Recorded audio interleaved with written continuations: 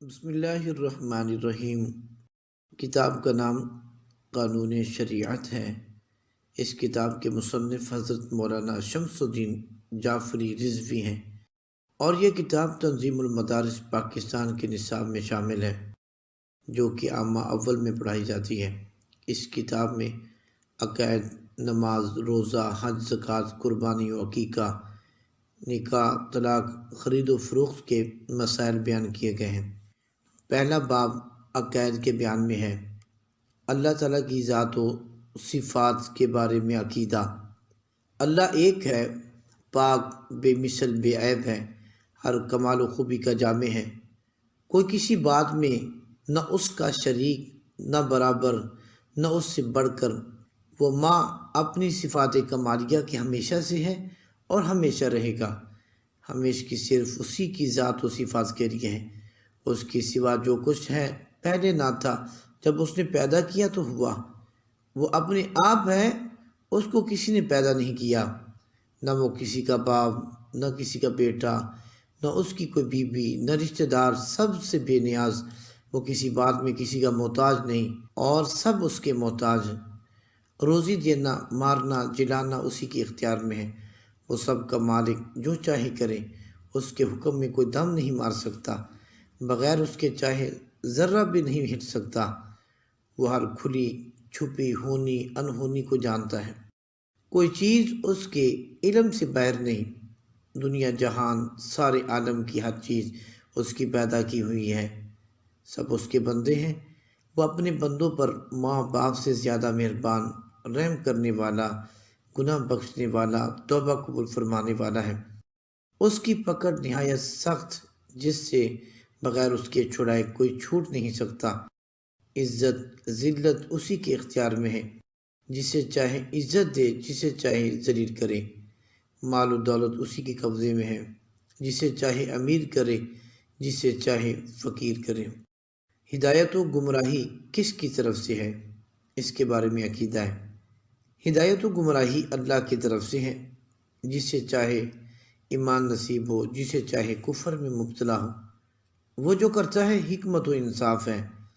مسلمانوں کو جنت عطا فرمائے گا، کافروں پر دوزخ میں عذاب کرے گا۔ اس کا ہر کام حکمت ہے، بندہ کی سمجھ میں آئے یا نہ آئے۔ اس کی نعمتیں، اس کے احسان بے انتہا ہیں۔ وہی اس لائق ہے کہ اس کی عبادت کی جائے، اس کے سوا دوسرا کوئی عبادت کے لائق نہیں۔ عقیدہ نمبر 2، خدا تعالیٰ کی تنزیہ۔ اللہ تعالیٰ جسم و جسمانیت سے پاک ہے، یعنی نہ وہ جسم ہے، نہ اس میں وہ باتیں پائی جاتی ہیں جو جسم سے تعلق رکھتی ہیں، بلکہ یہ اس کے حق میں محال ہیں۔ لہٰذا وہ زمان و مکان، طرف و جہت، شکل و صورت، وزن و مقدار، زیادہ و نقصان، حلول و اتحاد، توالد و تناسل، حرکت و انتقال، تغیر و تبدل وغیرہ جملہ اوصاف و احوال جسم سے منزہ و بری ہے۔ اور قرآن و حدیث میں جو بعض الفاظ ایسے آئے ہیں، مثلا یدن، وجہ، رجل، ضحک وغیرہ، جن کا ظاہر جسمیت پر دلالت کرتا ہے، ان کے ظاہری معنی لینا گمراہی و بد مذہبی ہے۔ الفاظ متشابہ کی تعویل۔ اس قسم کے الفاظ میں تعویل کی جاتی ہے کیونکہ ان کا ظاہر مراد نہیں کہ اس کے حق میں محال ہے۔ مثلا ید کی تعویل قدرت سے اور وجہہ کی ذات سے، استوا کی غلبہ و توجہ سے کی جاتی ہے، لیکن بہتر و اسلم یہ ہے کہ بلا ضرورت تعویل بھی نہ کی جائے، بلکہ حق ہونے کا یقین رکھے اور مراد کو اللہ عز و جل کے سپرد کرے کہ وہی جانے اپنی مراد۔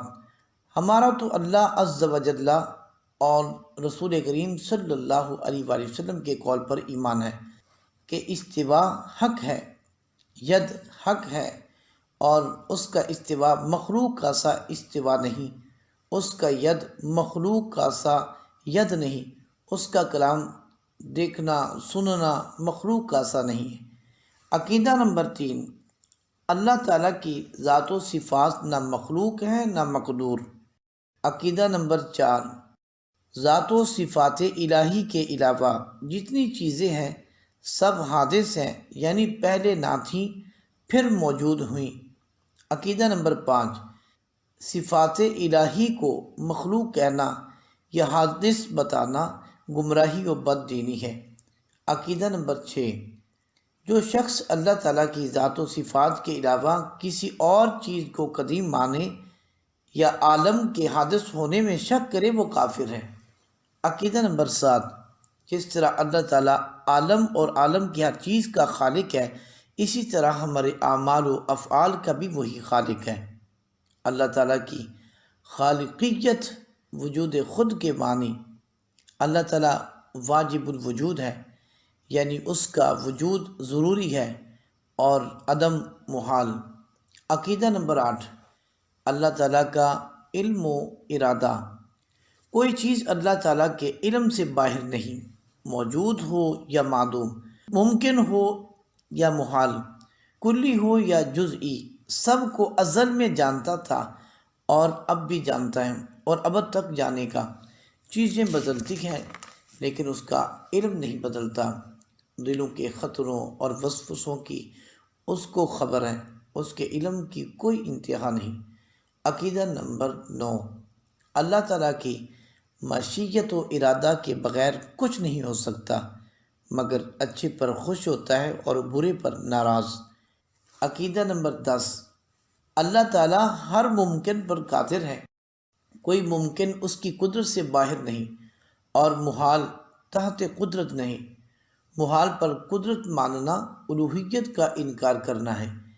عقیدہ نمبر 11، خیر و شر، کفر و ایمان، اطاعت و عصیاں اللہ عز و جل ہی کی تقدیر و تخلیق سے ہے۔ عقیدہ نمبر 12، حقیقتاً روزی پہنچانے والا وہی ہے، فرشتہ وغیرہ وسیلہ اور واسطہ ہیں۔ عقیدہ نمبر 13، اللہ تعالیٰ کے ذمہ کچھ واجب نہیں، نہ ثواب دینا، نہ عذاب کرنا، نہ وہ کام کرنا جو بندے کے حق میں مفید ہو، اس لیے کہ وہ مالک علی الاطلاق ہے، جو چاہے کرے، حکم دے تو فضل، عذاب کرے تو عدل۔ ہاں، اس کی یہ مہربانی کہ وہی حکم دیتا ہے جو بندہ کر سکے۔ ضرور مسلمانوں کو اپنے فضل سے جنت دے گا اور کافروں کو اپنے عدل سے جہنم میں ڈالے گا، اس لیے کہ اس نے وعدہ فرما لیا ہے کہ کفر کے سوا جس گناہ کو چاہے معاف کر دے گا، اور اس کے وعدے وعید بدلتے نہیں، اس لیے عذاب و ثواب ضرور ہوگا۔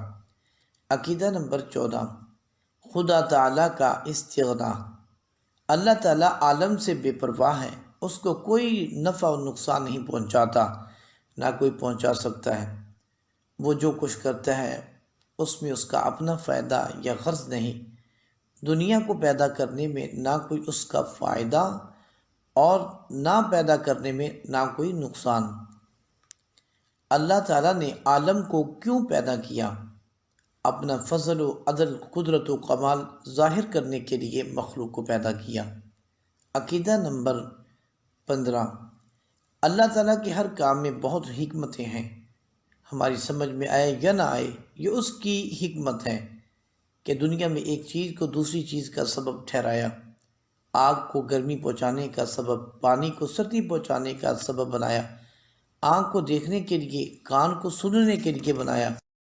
اگر وہ چاہے تو آگ سردی دے، پانی گرمی دے، اور آنکھ سنے، کان دیکھے۔ عقیدہ نمبر 16، خدا کی ہر عیب سے پاکی، اللہ تعالیٰ کے لیے ہر عیب و نقص محال ہے، جیسے جھوٹ، جہل، بھول، ظلم، بے حیائی وغیرہ۔ تمام برائیاں خدا کے لیے محال ہیں، اور جو یہ مانے کہ خدا جھوٹ بول سکتا ہے لیکن بولتا نہیں، تو گویا وہ مانتا ہے کہ خدا عیبی تو ہے لیکن اپنا عیب چھپائے رہتا ہے۔ پھر ایک جھوٹ ہی پر کیا ختم، سب برائیوں کا یہی حال ہو جائے گا کہ اس میں ہے تو لیکن کرتا نہیں، جیسے ظلم، چوری، فنا، توالد و تناسل وغیرہ۔ ایوب کثیرہ عدیدہ، تعالی اللہ عن ذالک علوا کبیرا، خدا کے لیے کسی نقص و عیب کو ممکن جاننا خدا کو عیبی ماننا ہے بلکہ خدا ہی کا انکار کرنا ہے۔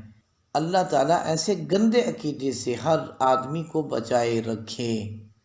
تقدیر: اللہ تعالیٰ کے علم میں جو کچھ عالم میں ہونے والا تھا اور جو کچھ بندے کرنے والے تھے اس کو خدا تعالیٰ نے پہلے ہی جان کر لکھ لیا۔ کسی کی قسمت میں بھلائی لکھی اور کسی کی قسمت میں برائی لکھی۔ اس لکھنے نے بندے کو مجبور نہیں کر دیا کہ جو اللہ تعالیٰ نے لکھ دیا وہ بندے کو مجبوراً کرنا پڑتا ہے، بلکہ بندہ جیسا کرنے والا تھا ویسا ہی اس نے لکھا۔ کسی آدمی کی قسمت میں برائی لکھی تو اس کے لیے کہ یہ آدمی برائی کرنے والا تھا، اگر یہ بھلائی کرنے والا ہوتا تو اس کی قسمت میں بھلائی ہی لکھتا۔ اللہ تعالیٰ کے علم نے یا اللہ تعالیٰ کے لکھ دینے نے کسی کو مجبور نہیں کر دیا۔ مسئلہ نمبر 1، تقدیر کے مسئلہ میں غور و بحث منع ہے۔ بس اتنا سمجھ لینا چاہیے کہ آدمی پتھر کی طرح بالکل مجبور نہیں ہے، کہ اس کا ارادہ کچھ ہی نہیں، بلکہ اللہ تعالیٰ نے آدمی کو ایک طرح کا اختیار دیا ہے کہ ایک کام چاہے کرے چاہے نہ کرے۔ اسی اختیار کی بنا پر نیکی بدی کی نسبت بندے کی طرف ہے۔ اپنے آپ کو بالکل مجبور یا بالکل مختار سمجھنا دونوں گمراہی ہے۔ مسئلہ نمبر 2، برے کام کی نسبت کس کی طرف کی جائے؟ برا کام کر کے یہ نہ کہنا چاہیے بے ادبی ہے کہ خدا نے چاہا تو ہوا، تقدیر میں تھا کیا، بلکہ حکم یہ ہے اچھے کام کو کہے کہ خدا کی طرف سے ہوا اور برے کام کو اپنے نفس کی شرارت شامت جانے۔